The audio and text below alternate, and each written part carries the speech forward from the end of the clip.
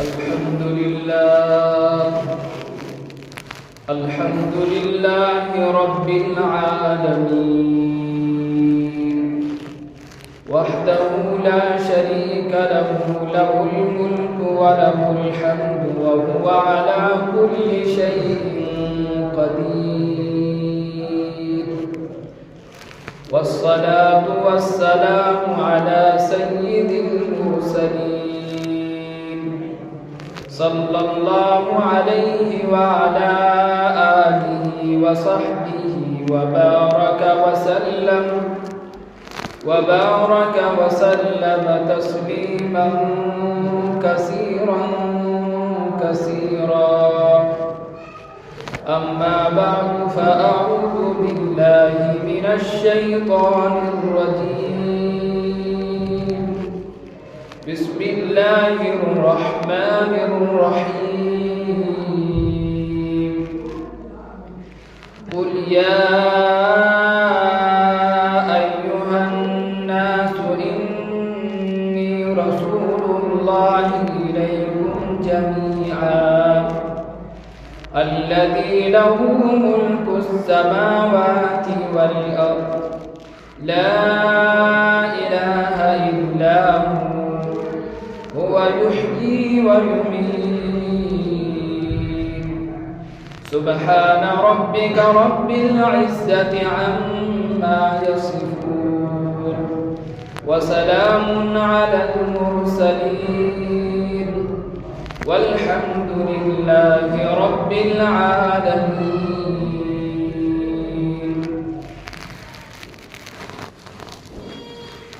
میرے واجب الاحترام غیور مسلمان بھائیوں اور دوستوں،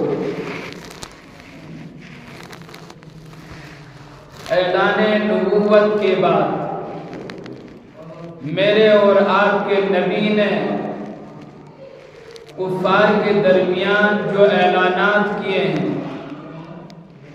اور جو حالات و واقعات پیش آئے ہیں، اسی عنوان پر، اسی ٹاپک پر آج گفتگو ہوگی انشاءاللہ۔ اللہ رب العزت والجلال نے انسانوں کو پیدا فرمایا اور پیدا کرنے کے بعد انسان کو یوں ہی بیکار، معطل، شترے، بے مہار نہیں چھوڑا، بلکہ انسانوں کے لیے ایک لاہ عمل، ایک قانون، ایک دستور بنایا اور انسانوں کو ایک عظیم مقصد کے تحت پیدا فرمایا ہے، اور وہ عظیم مقصد ہے کہ انسان اپنے اللہ کو پہچانے اور اپنے اللہ کی وحدانیت کا اعلان کرے، تعارف کرائے اور تعارف حاصل کرے۔ اسی مقصد کے لیے اللہ تعالیٰ نے انسانوں کو پیدا فرمایا۔ اسی سبق کو دہرانے کے لیے، اسی توحید کے اعلان بلند کرنے کے لیے اللہ رب العزت والجلال نے پیغمبروں کا سلسلہ جاری رکھا اور جناب آدم سے لے کر کے جناب عیسیٰ تک یکے بعد دیگرے پیغمبر آتے رہے، اسی سبق کو پڑھانے کے لیے کہ لا الہ الا اللہ، اسی وحدانیت کو، سبق کو سمجھانے کے لیے پیغمبر آتے رہے۔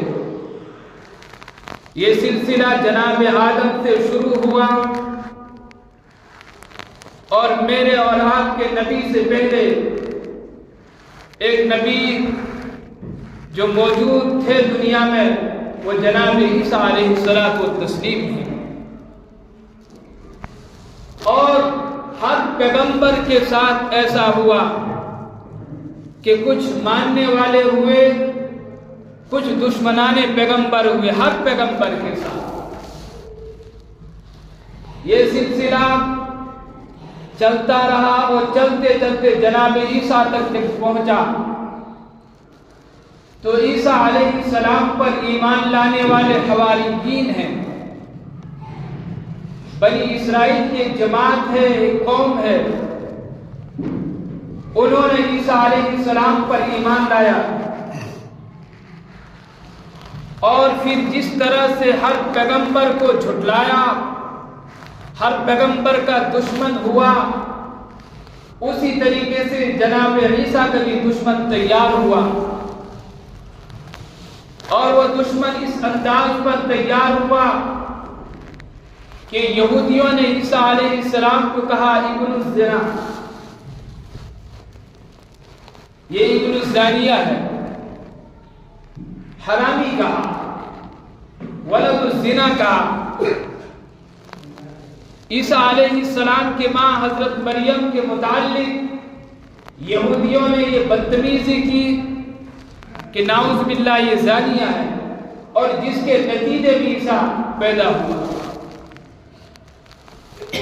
اور پھر ان بدماشوں نے، ان مجرموں نے عیسیٰ علیہ السلام کو قتل کرنا چاہا، اور پھر کہتے ہیں کہ دشمن اور منافق اپنے میں تیار ہوتا ہے۔ اسی طریقے سے عیسائیوں میں منافق تیار ہوا، اور انہوں نے یہودیوں کو ساتھ دیا، اور ساتھ دینے کے بعد یہودیوں نے عیسیٰ علیہ السلام کے گھر کا محاصرہ کیا، اور جو عیسائی پہلے عیسیٰ علیہ السلام کے گھر میں پہنچا، نصرانی، تاکہ عیسیٰ علیہ السلام کے بارے میں جان لیا جائے گھر میں موجود ہے نہیں ہے، اللہ کا منشا ایسا ہوا کہ جب وہ نصرانی، جب وہ عیسائی عیسیٰ علیہ السلام کے گھر میں پہنچا تو اللہ تعالیٰ نے یہ کیا کہ عیسیٰ علیہ السلام کے ہم شکل اس آدمی کو بنا دیا جو منافق آیا تھا دیکھنے کے لیے عیسیٰ علیہ السلام کو، جو دشمن بن کر کے آیا تھا تاکہ لوگوں کو بتائیں کہ عیسیٰ علیہ السلام گھر میں ہے۔ اللہ نے اسی آدمی کو عیسیٰ کے ہم شکل بنا دیا، چہرہ اور اوپر کے حصہ عیسیٰ علیہ السلام کی طرح بنائے، نیچے نہیں بنایا، دھڑ اور پاؤں، ہاتھ وغیرہ وہ اپنے ہم شکل میں تھا۔ لوگ آئے، گھر کا محاصرہ کیا یہودیوں نے، اور کرنے کے بعد آنن فانن عیسیٰ علیہ السلام کو پکڑا، اور انہوں نے اپنے حساب سے مارا اور سولی پر لٹکا دیا، اور اعلان کر دیا کہ ہم نے عیسیٰ علیہ السلام کو سولی پر لٹکا دیا۔ آج بھی جو دنیا میں یہودی ہے ان کا یہی عقیدہ ہے کہ یہودیوں نے عیسیٰ علیہ السلام کو مارا ہے، اور عیسائیوں کا یہی عقیدہ ہے کہ عیسیٰ علیہ السلام کو سولی پر لٹکایا گیا ہے، اور اس کی نشان اور علامت کے طور پر آج بھی عیسائی اپنے گلے میں سلیب لٹکاتا ہے، جو اس بات کی دلیل ہوتی ہے کہ عیسیٰ علیہ السلام کو سولی پر لٹکایا گیا۔ لیکن آج ہم اس حقیقت کو سمجھیں گے کہ کیا عیسیٰ علیہ السلام کو قتل کیا گیا تھا یا نہیں۔ اللہ کا قرآن ہمیں کیا پیغام دیتا ہے؟ قرآن کہتا ہے وَمَا قَتَلُوهُ وَمَا صَلَبُوهُ وَلَكِنْ شُبِّهَ لَهُمْ۔ اللہ کا قرآن ہمیں کہتا ہے کہ یہودیوں نے نہ عیسیٰ علیہ السلام کو قتل کیا ہے، وَمَا صَلَبُوهُ، اور نہ ہی انہوں نے عیسیٰ علیہ السلام کو سولی کی۔ اور اسی آیت میں اللہ کہتا ہے وَمَا قَتَلُوهُ يَقِينًا، یقینی طور پر عیسائیوں نے، یہودیوں نے عیسیٰ علیہ السلام کو قتل نہیں کیا۔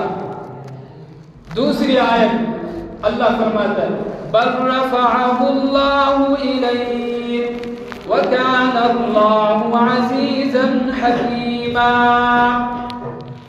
بلکہ اللہ تعالیٰ نے عیسیٰ علیہ السلام کو آسمان پر اٹھا لیا۔ وَمَا قَتَلُوهُ، نہیں یہودیوں نے عیسیٰ علیہ السلام کو قتل کیا ہے، وَمَا صَلَبُوهُ، اور نہیں انہوں نے عیسیٰ علیہ السلام کو سولی پر لٹکایا ہے، وَلَكِنْ شُبِّهَ لَهُمْ، بلکہ اللہ تعالیٰ نے نصرانی میں سے ایک آدمی کو عیسیٰ علیہ السلام کے ہم شکل بنا دیا تھا، اور انہوں نے اس آدمی کو پکڑ کر کے قتل کیا اور پھر سولی پر لٹکا دیا۔ لیکن عیسیٰ علیہ السلام کو اللہ نے آسمان پر اٹھا لیا ہے۔ قرآن کہتا ہے بَلْ رَفَعَهُ اللَّهُ إِلَيْهِ، بلکہ اللہ تعالیٰ نے عیسیٰ علیہ السلام کو آسمان پر اٹھا لیا ہے۔ اور اسلام کا عقیدہ یہی ہے کہ قرب قیامت میں عیسیٰ علیہ السلام دنیا میں تشریف لائیں گے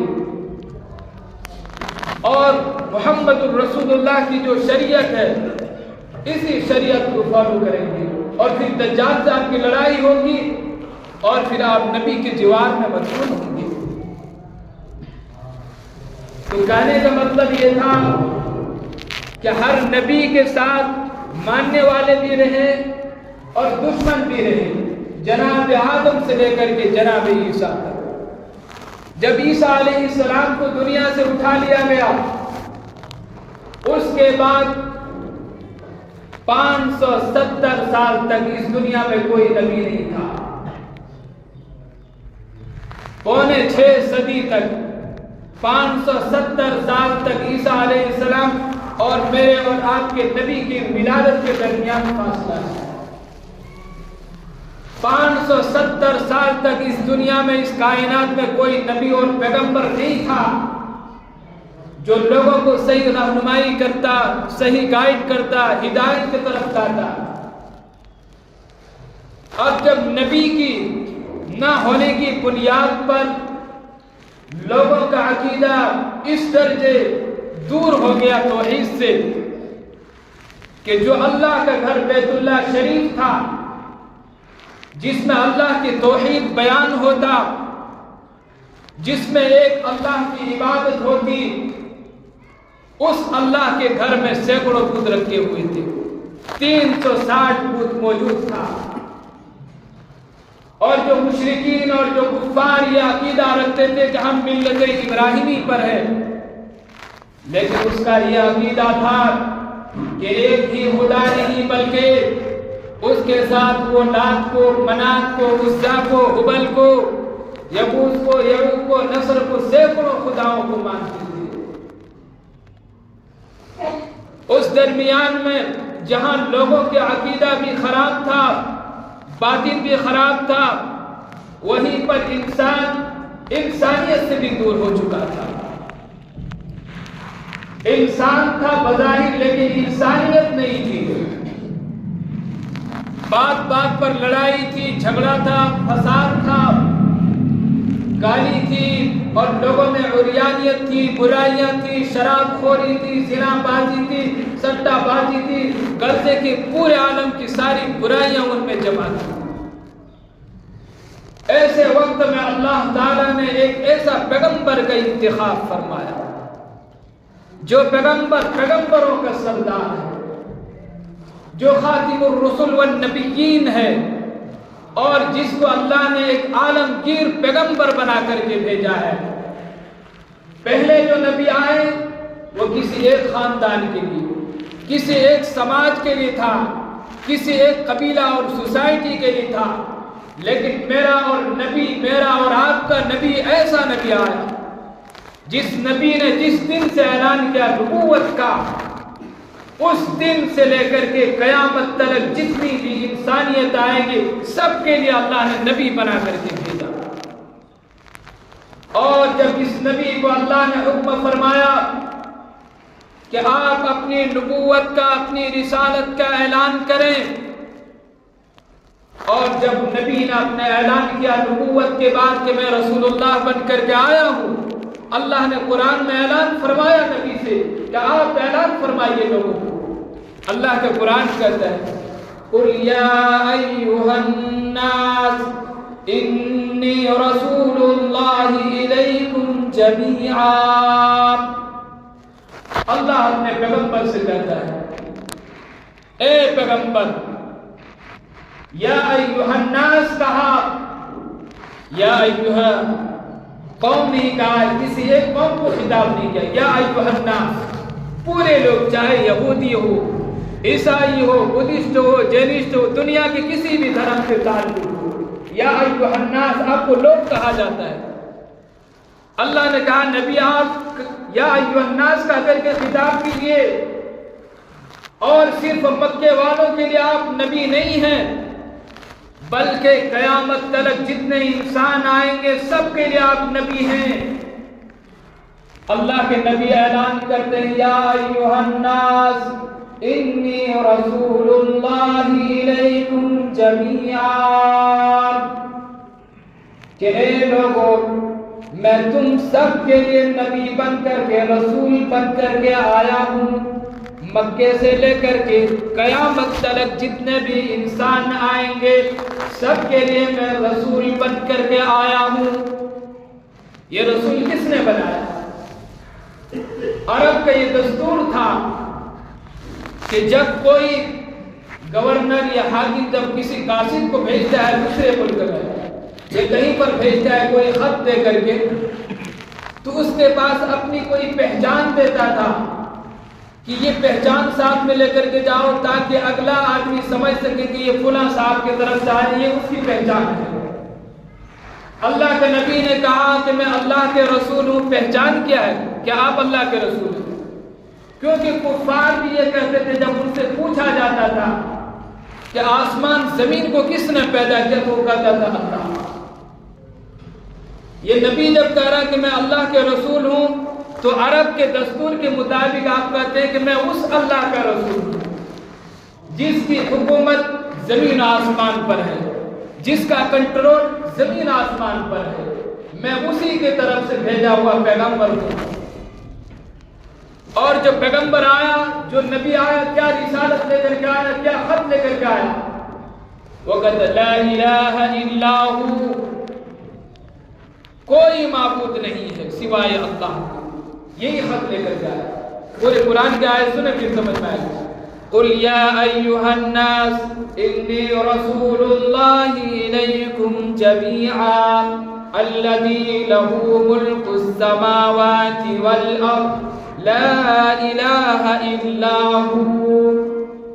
اے نبی آپ اعلان کر دیجئے لوگوں میں کہ میں اللہ کی طرف سے پیغمبر بن کر کے آیا ہوں تم سب کے لیے۔ کس اللہ کی طرف سے؟ اس اللہ کی طرف سے جس کی ملکیت زمین و آسمان پر ہے، جس کا کنٹرول زمین و آسمان پر ہے۔ لا الہ الا ہو، کیا پیغام لے کر کے آیا ہوں، کیا خط لے کر کے آیا ہوں تمہارے درمیان؟ وہ خط ہے لا الہ الا اللہ، اللہ کے سوا کوئی معبود نہیں۔ آپ یہ اعلان کہاں پر کریں؟ مسجد میں بیٹھ کر کے، محراب میں، منبر پر چھپ کر کے؟ نہیں میرے بھائی، سینکڑوں خدا کے ماننے والے، سینکڑوں خدا کے ماننے والوں کے بیچ میں سب نبی کے دشمن ہیں، سب نبی کے مخالف ہیں، اس کے درمیان میں آپ اعلان کرتے ہیں کہ سب کو چھوڑو صرف ایک اللہ کو مانو۔ یہ دل گردے کی بات ہے، اتنا آسان نہیں ہے کہ کفار کے صفوں میں گھس کر کے ان کے کنٹرول میں رہ کر کے آدمی یہ اعلان کر دے کہ تم سینکڑوں خدا کو مانتے ہو، تم غلط ہو، حق یہ ہے کہ ایک خدا کو مانا جائے۔ نبی نے اس انداز پر اعلان کیا۔ پھر یہ اعلان کے بعد کیا لوگ خوش ہو گئے؟ نہیں، ہر ایک نبی کے دشمن ہو گئے، گھر سے لے کر کے باہر تک۔ لیکن نبی کا ایمان اتنا مضبوط ہوتا ہے کہ ساری کائنات کے لوگ ایک طرف ہو جائے لیکن نبی کے ایمان میں تزلزل نہیں آ سکتا ہے، نبی کے ایمان کو ہرا نہیں سکتا ہے۔ اسی کو شاعر اقبال اپنی زبان میں کہتا ہے کہ بہار ہو کے خزاں لا الہ الا اللہ، اگرچہ بت ہے جماعت کے آستینوں میں، مجھے ہے حکم اذاں لا الہ الا اللہ۔ ہر حال میں اللہ کی توحید کا اعلان کرنا، لوگ مانے تب بھی، نہ مانے تب بھی، لوگ دشمن ہو تب بھی، لوگ دوست بن جائے تب بھی، ہر صورت میں، ہر حال میں ایک اللہ کی توحید کا نعرہ لگانا ہے۔ یہ نبی کا ارادہ، یہ نبی کا حوصلہ، یہ نبی کا ایمان ہوتا ہے۔ یہ سلسلہ رکا نہیں، آگے چلا۔ پھر ایک دور وہ آیا کہ سارے مشرکین کے رؤساء لوگ جمع ہوئے پیغمبر کے پاس، پیغمبر کے چچا ابو طالب کے پاس. ابو طالب یہ نبی کا سگا چچا ہے، اپنا چچا ہے. نبی کی کبھی مخالفت انہوں نے نہیں کی، لیکن نبی پر ایمان بھی نہیں لایا. ہمارا عقیدہ یہ ہے. جب سارے مشرکین آئے ایک مرتبہ پیغمبر کے چچا کے پاس اور کہا کہ آپ کے بھتیجے نے تو کوہرام مچا رکھا ہے، ہمارے معبودوں کو برا بھلا کرتا ہے، ہمیں گالیاں دیتا ہے، اس کو روکا جائے، کنٹرول کیا جائے. ابو طالب نے پیغمبر کو بلوانے کے لیے بھیجا. پیغمبر آئے اور کہا کہ بھتیجے یہ آپ کی قوم کے بڑے بڑے لوگ ہیں، سردار ہیں، رؤساء ہیں، آپ ان کی بات کو مانیں. اللہ کے نبی نے کہا کہ انہوں نے جو بات کی آپ نے سن لیا نا؟ کہا ہاں. کہا میں بھی ایک بات کہتا ہوں، میری بات سن لیا جائے. کہا کہ کہو. اللہ کے نبی کہتے ہیں انی ارید کلمۃ واحدۃ فاذا قالوها تطیع لهم العرب. میں صرف ایک بات کی طرف اشارہ کرتا ہوں، میں صرف ایک بات کی طرف دعوت دیتا ہوں. جب یہ کفار اور مشرکین مان لیں گے تو سارے عرب کے یہ سردار بن جائیں گے، اور جتنا عرب کے باہر آدمی لوگ ہیں سب جزیہ اور ٹیکس دینے پر مجبور ہو جائیں گے. ان کو یہ سرداری اور مقام حاصل ہو جائے گا پورے عرب کے درمیان. ابو جہل تو پہلے سے سردار تھا، وہ تو سرداری چاہتا تھا. اس نے کہا نہیں، بات اگر اس طرح سے ہے تو ایک نہیں بلکہ 10 اشارہ لاؤ، ہاتھ یا 10 کلمے لاؤ، ہم 10 بات ماننے کے لیے تیار ہیں. اللہ کے نبی نے فرمایا قولوا لا الہ الا اللہ تفلحوا. کہو لا الہ الا اللہ، کامیاب ہو جاؤ. بس یہ کہنا تھا ایک کلمہ کہ سارے لوگ برنگتا ہوں گے اور برہم ہو کر کے، ناراض ہو کر کے سارے محفل کو چھوڑ کر کے کھڑے ہو گئے اور کہتا ہے اجعل الآلہۃ الہا واحدا ان ھذا لشیء عجاب. کیا ہم سارے معبودوں کو چھوڑ کر کے صرف ایک معبود کے ماننے کے لیے آ جائیں؟ ان ھذا لشیء عجاب، یہ تو بہت عجیب بات ہے، یہ کیسے ہو سکتا ہے؟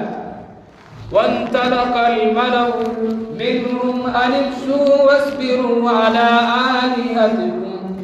وہ سارے لوگ وہاں سے اٹھ کر کے چلے گئے اور کہا کہ چھوڑ دو انہیں، اور جو تمہارا معبود ہے اس پر تم ڈٹے رہو، جمے رہو، اسی میں کامیابی، اس کے بعد کو چھوڑو. اب یہ کہہ کر کے سارے مشرکین وہاں سے اٹھ کر کے چلے گئے. کیا لگتا ہے یہ اعلان کے بعد نبی کے ساتھ کیا برداشت کیے ہوں گے لوگوں نے، کیا حالات کیے ہوں گے نبی کو؟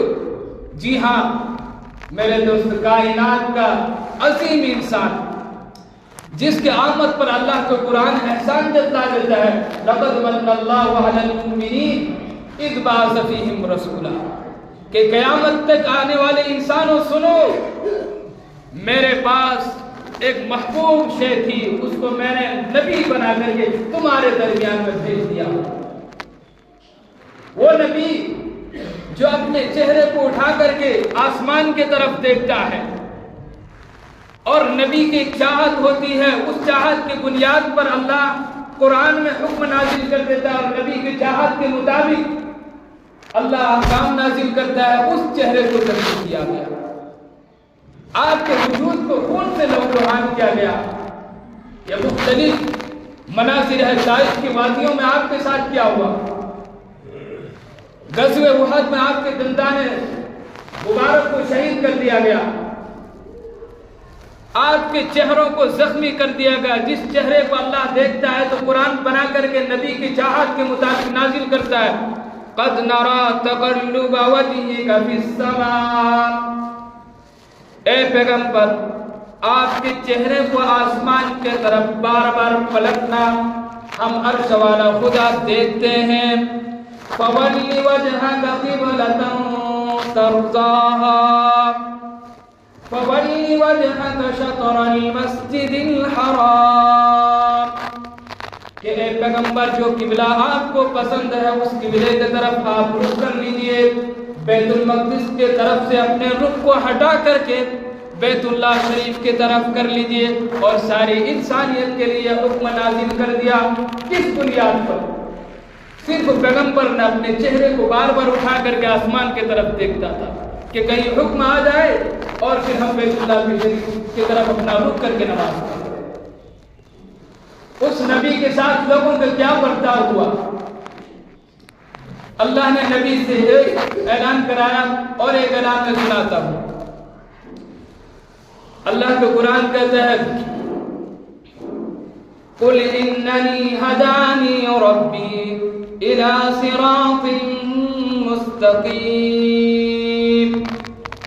اے نبی آپ لوگوں میں اعلان کر دیجئے کہ میرے رب نے مجھے صحیح راہ کی رہنمائی کی ہے، سیدھے راستے کی طرف مجھے راہ دکھلایا ہے، اور وہ سیدھا راستہ کیا ہے؟ إِلَى صِرَاطٍ مستقیم، سیدھا راستہ صراط مستقیم کی طرف مجھے رہنمائی کرو۔ اور صراط مستقیم کی تفسیر آگے کرتے ہیں دینا قیما ملت ابراہیم حنیفا۔ وہ سیدھا راستہ کیا ہے؟ وہ درست دین ہے، قیم دین ہے، اور ملت ابراہیمی ہے۔ اے عرب کے لوگوں، اے مشرکینوں، سنو، جس مذہب کے اور جس ملت کے تم دعویٰ کرتے ہو، وہ مذہب اور وہ راہ یہ ہے جو محمد الرسول اللہ تمہیں بتا رہے ہیں۔ اور جس نبی کے تم ابراہیمی دعویٰ ابراہیمی کے ملت پر ہونے کے دعوے دار ہو، تو ابراہیم کیسے تھے؟ وَمَا كَانَ مِنَ الْمُشْرِكِينَ، اور وہ شرک کرنے والوں میں سے نہیں تھا۔ جس طرح سے تم سینکڑوں خداؤں کو مانتے ہو، وہ صرف ایک اللہ کو ماننے والا تھا۔ پھر دوسرا اعلان دوسری آیت میں اللہ کرواتا اپنے نبی سے، آپ اعلان کیجیے قُلْ إِنَّ صَلَاتِي وَنُسُكِي وَمَحْيَايَ وَمَمَاتِي لِلَّهِ رَبِّ الْعَالَمِينَ۔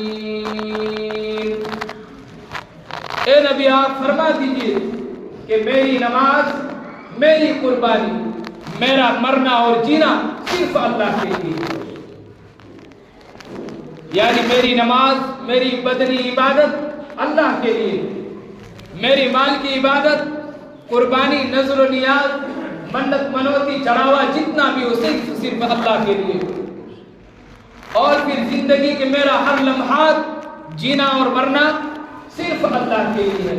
ہم کسی معبودوں کو نہیں مان سکتے، کسی کی عبادت نہیں کر سکتے، کسی گراہ پر ہم نہیں آ سکتے۔ آگے ایک اور بات سنا کر کے بات ختم کر دوں۔ ایک اور اعلان کروائے نبی سے، صاف صاف اعلان، قُلْ يَا أَيُّهَا النَّاسُ إِن كُنتُمْ فِي شَكٍّ مِّن دِينِي فَلَا أَعْبُدُ الَّذِينَ تَعْبُدُونَ مِن دُونِ اللَّهِ۔ اے پیغمبر آپ صاف صاف اعلان کر دیجئے لوگوں کہ اے مشرکین، اے کفارو، اگر تم میرے دین کے بارے میں شک میں ہو تو فَلَا أَعْبُدُ الَّذِينَ تَعْبُدُونَ مِن دُونِ اللَّهِ، تمہاری شک سے مجھے کوئی فرق نہیں پڑتا ہے۔ میں اس اللہ کی عبادت، میں اس چیز کی عبادت نہیں کر سکتا ہوں جس کو تم عبادت کرتے ہو اللہ کو چھوڑ کر۔